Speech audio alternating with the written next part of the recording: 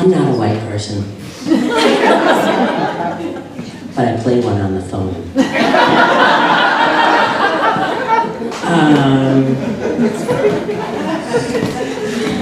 Last tax time, you all know that wonderful month, April 15th, my husband told me,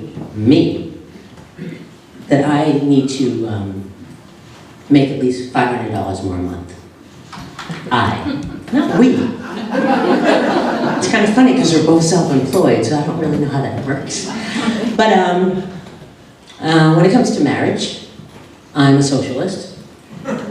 What's mine is mine. What's yours is mine. And after 30 years, he still hasn't figured out not to leave money lying around the house.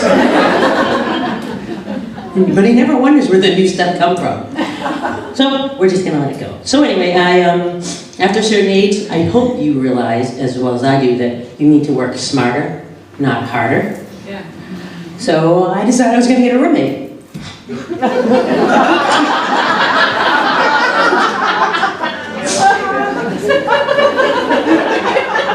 But the trip to getting a roommate was oh so interesting. And refer back to the first line. I had this woman on the phone. I thought she was perfect. Her name was Suzanne. And she's laughing at my jokes, which is always a good sign. She's agreeing to everything I'm saying, until she said, well, you know, Stirling, my last landlord, he was a wonderful, honest, black man. They can be so honest, can't they, Stirling? I said, why, yes. Yes, they can be. Didn't say anything about black women, though, now did she? No.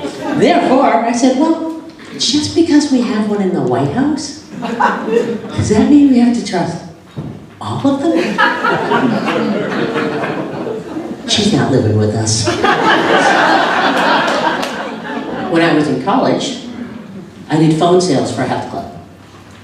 I had this guy dangling on the line, and he said, I betcha, I can tell exactly what you look like, just from the sound of your voice. I said, go ahead. It was in Kenmore Square on the second floor in a place called Joy of Movement. I jumped my way through college. So I'm like on the phone, I'm like, okay. He goes, well, you're between 5'5" and 5'7". Yes, I am. Google it and you'll find out that in the late 1980s, the average height of the African American woman, 5'5" to 5'7". Who would have known? Then he said, you're athletic. And I looked at the mirrors. They had them every direction. And I said, yes, yes I am. And then he said, you've got blonde hair and blue eyes. And the suburban white girl in my head was jumping up and down going, I am Scarlett Johansson. Later, when we met for drinks,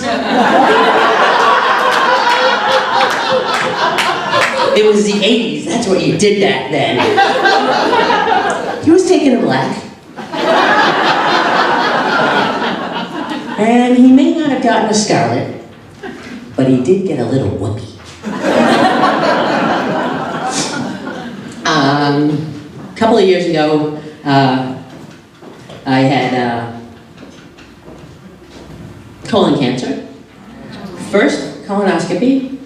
And I'm very OCD, so before the procedure, I didn't eat for a month. I didn't, I'm like that, that's how anal I am about anal. So anyway, but I wanted my gastroenterologist and me to have a moment. I brought the candles, I brought some mood music, and she brought some purple latex gloves. It was heaven. And I remember laying on the table, and they give you the option of being awake. And I'm thinking, just like the Fantastic Journey. I know I'm dating myself. Look at the ass.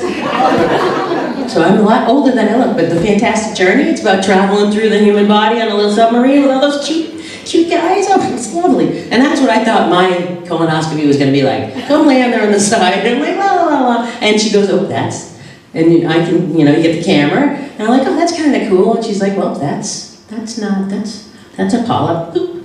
That's a polyp, and she'd squish it and it's like Pac-Man, here. And the last thing I remember hearing is, oh, that's not a polyp.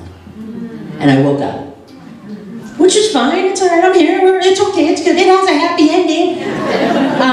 I did lose my hair, and it has finally grown back. And then maybe a little more frosting on the cupcake. But it's still tasty at room temperature.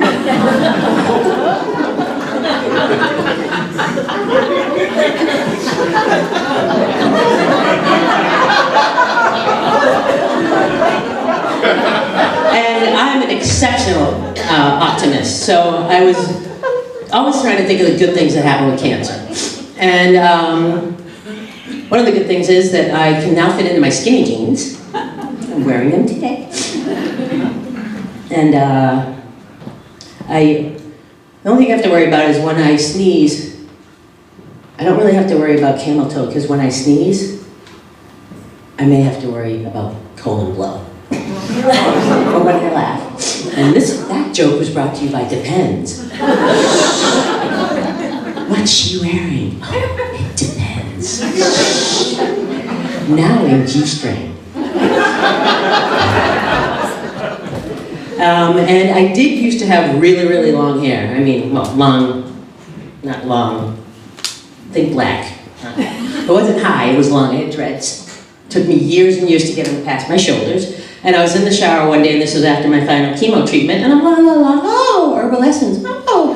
I'm in the shower, and I go, Jimmy, that's my husband, he comes running in, and I basically grabbed my hair to squeeze it out, and they all fell out. So, being the comedy in me, I'm screaming, and he comes in, and he walks in the door, and he opens the door, and he's like, has it been that long?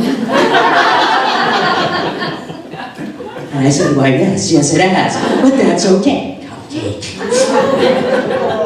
I will be regaling you with little anecdotes from my very strange and twisted life throughout the show. And your job is to laugh, close your mouths, pick your jaw up off the floor, because it's okay, it's comedy, and enjoy these lovely, lovely and funny women that we're going to present for you tonight. I'm very, very honored and very happy to be at the Virgin Voyage of this show, because hopefully, just think, in 10 years from now, when you guys look a little older, and I look exactly the same, we'll be celebrating our 10th anniversary, and I will do probably the same ass thing.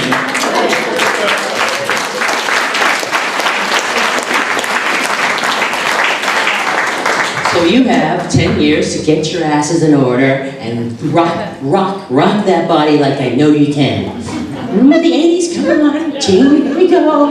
Leg warmers, they're all coming back into style. And I hate those girls for wearing them. I threw away all my workout wear a couple of years ago, and now they're wearing leg warmers and the fancy dancy things, and they don't look half as good as we did when we were their age, which is pretty damn pathetic.